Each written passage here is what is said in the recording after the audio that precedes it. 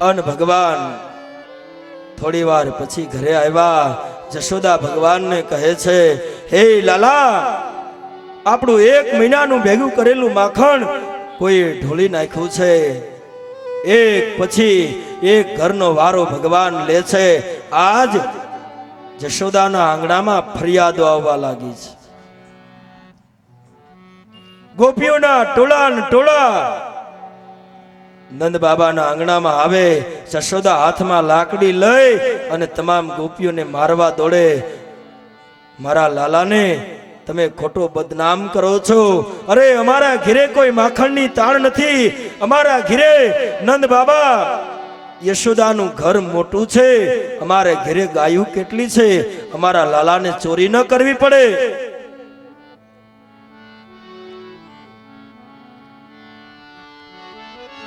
એક પછી ગોપીઓનું ટોળું આવે. તારા લાલાએ અમારા ઘરમાં ચોરી કરી, અમારું માખણ ઢોળી નાખ્યું. આજ માં જશોદા આ કોઈની વાત સાંભળતા નથી. ગોપીઓને મારવા દોડે. આ માં જશોદા અને કૃષ્ણનો પ્રેમ છે. હે ગોપીઓ, મારા લાલાનું નામ ન લેતી. અને પછી એકાંતમાં કૃષ્ણનું બાવડું પકડીને કહે, બેટા, આ ગોપીઓ સાચું તો નથી બોલતી ને? તું કોઈના ઘરે ચોરી કરવા તો જાતો નથી ને? નહીં માં, મારે ચોરી કરવાની શું જરૂર છે?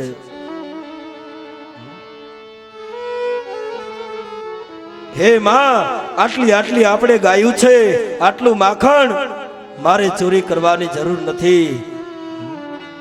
સુખદેવજી વર્ણન કરે, ભગવાન દિવ્ય લીલા કરે છે. ઘમર ઘમર મારું વલોણું ગાજે શ્યામ, આવીને મારા મટકા ફોડે.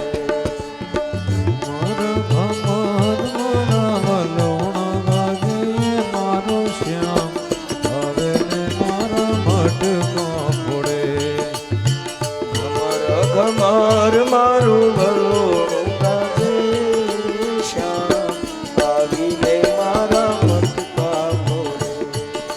ઘમરે મારા વલોણા ગાજે મારો શ્યામ, હવે ને મારા મટકા ફોડે. નંદ રાજાને ઘેરે નવ લખ દૂજે, માતા જશોદાજી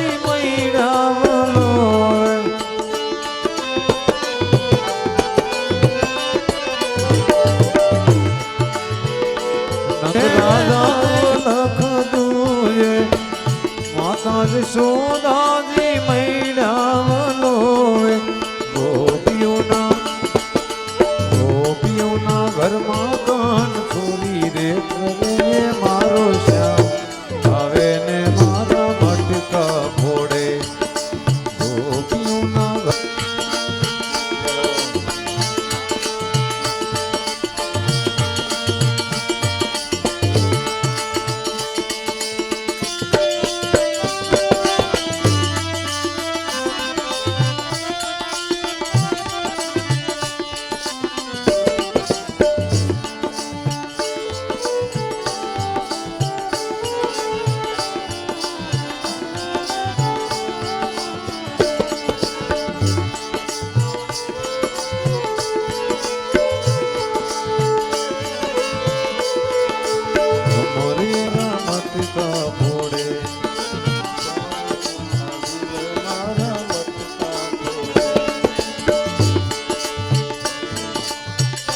આજ ભગવાન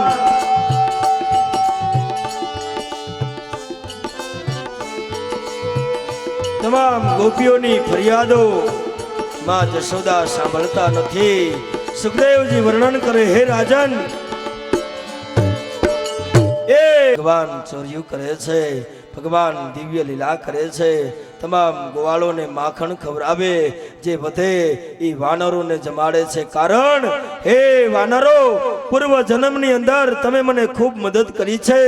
ત્રેતા યુગમાં રાવણ સાથે મેં યુદ્ધ કર્યું, ત્યારે તમે મને ખૂબ મદદ કરી છે. એ જન્મમાં હું તમને કાંઈ આપી ન શક્યો, પણ આ જન્મમાં હું તમને આનંદ કરાવું.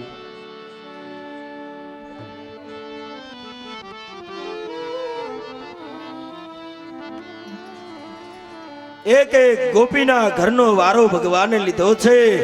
આખા ગોકુળમાં ચર્ચાઓ થવા લાગી છે.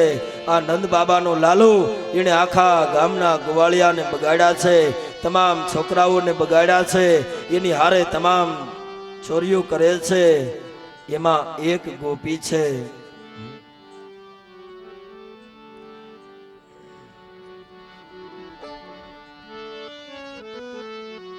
નામ સવિતા છે. આ ગોપી અને એનો એક પુત્ર ઈ પણ ભગવાનની હારે મંડળમાં છે.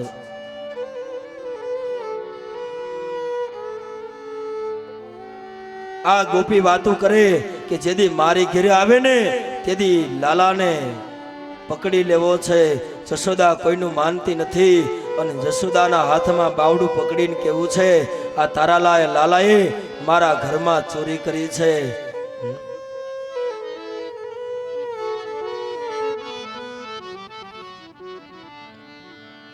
અને ત્યારે આ ગોપીનો છોકરો નામ ગીગલો છે, ઈ આ મંડળમાં છે. ભગવાને ગીગલાને કીધું કે હવે તારા ઘરનો વારો છે. ત્યારે આ ગોવાળ કહે, લાલા મારી ઘરે આવવાનું ભૂલી જાવ, કારણ મારી માં કીધુંની રાહ જોઈને બેઠી છે. ક્યારે લાલો આવે ને ક્યારે પકડું નહીં. નિયમ બધાયના ઘરનો વારો આવે એટલે આવે. કોણ